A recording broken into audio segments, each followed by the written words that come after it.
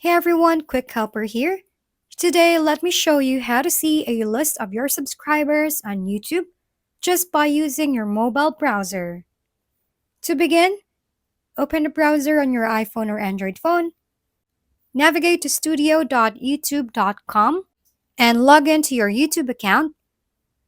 Once logged in, you'll be directed to the channel dashboard. Scroll down to find the recent subscribers section near the bottom of the page. Tap on See All to view the complete list of your subscribers. You can navigate through multiple pages of subscribers and adjust the date range to see subscribers from different time periods.